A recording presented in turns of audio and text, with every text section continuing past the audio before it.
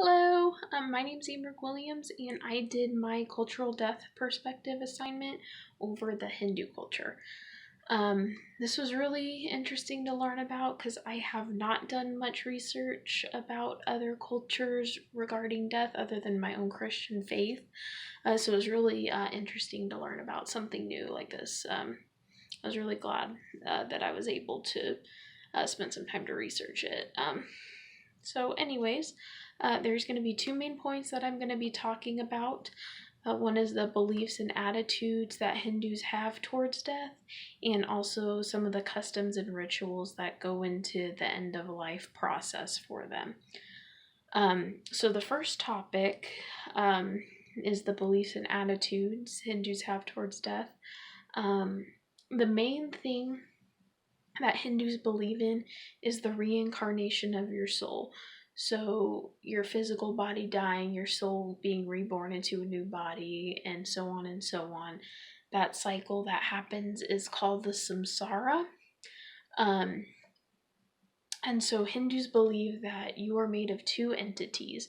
So you have your soul, which is immortal, and they call your Atman, and that goes into your physical body that they call the jiva, and this is mortal.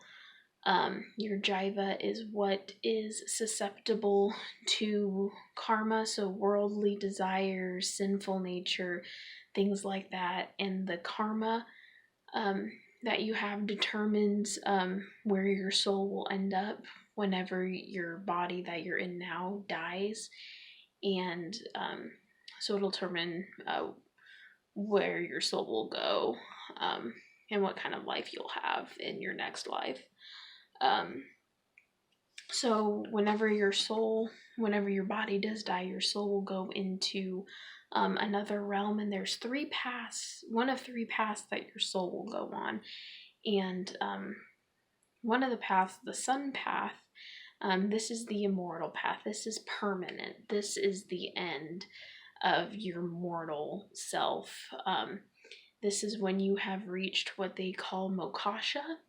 And moksha is what happens when you have reached enlightened knowledge. You have had good karma, you have studied and practiced Hindu texts, you have become one with Brahman, which is the infinite Atman. This is where Hindus believe that all souls, all Atman are originated from. So you have become enlightened, you are done on the physical earth, so you can your soul can rest in, they call divanya. This is pretty much the equivalent to heaven for the Hindus. The second path is the moon path. They call this the ancestor afterlife.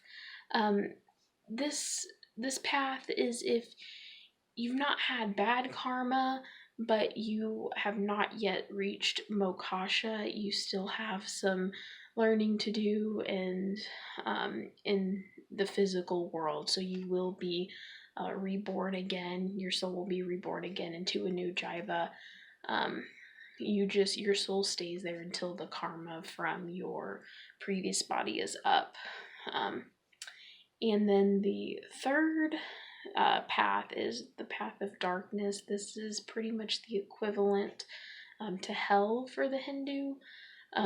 This is where the sinners, people with very bad karma, who've done really bad things in their previous life, will go and endure torture and punishment for their bad deeds from their previous life. And again, with here and the moon path, they just stay until the karma is up from their previous life, until they get reborn again. And most Hindus will believe that people who have been in the underworld will be reborn as animals or even plants.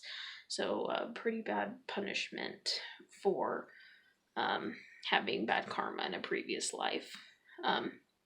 So moving on to the second topic, some of the customs and rituals that go into the end of life process for the Hindus. There's three main parts.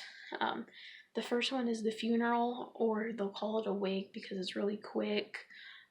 really casual. The second is the cremation ceremony, and then they have the third is the Shraddha ceremony, and this is the liberation of your soul from your physical body, and this happens about 10 days after death. So a little bit about the funeral. This happens in the home that the person died in, and their body will stay in the house until cremation. So funerals, they'll most all the time be open casket, and anyone attending the funeral will be expected to view the body. The funerals are always officiated by a Hindu priest. Again, it's very casual. One of the most interesting things I learned about was that it is actually inappropriate to wear black to a Hindu funeral. It's actually disrespectful in their culture. Most people will dress very casually and wear white. It's also inappropriate to bring flowers, and it's also disrespectful to videotape or take pictures of any kind. So definitely some interesting things there.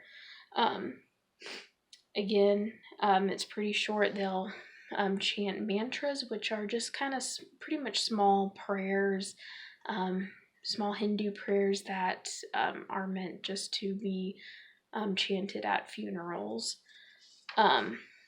And so the second part of the end of life process, the cremation ceremony, usually the eldest son will preside with a priest in this process, unless there's not a son, but it'll be a male figure in the family that will lead and preside the ceremony.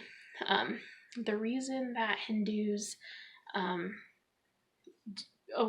pretty much always will do cremation of the body is because it is the fastest way to aid the soul out of their physical body and into the afterlife or the realm, to where their soul will stay until they're reborn into their new body.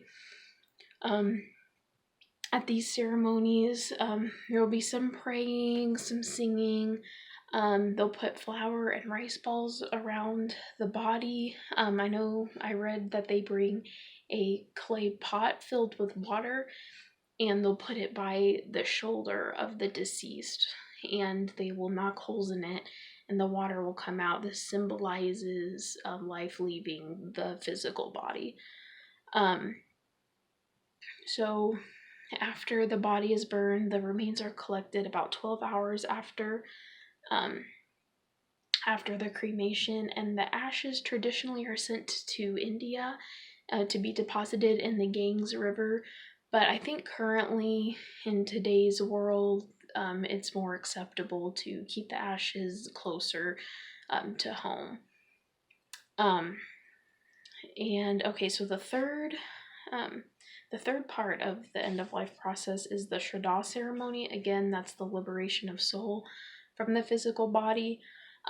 Before this happens, that 10-day period between death and now, up to this point, to the Shraddha ceremony, the priest will come in and purify the home, and the family will also clean thoroughly in the house. They won't go out. They won't go to any religious ceremonies, go to work, because they are spiritually impure at this point. So during the mourning period.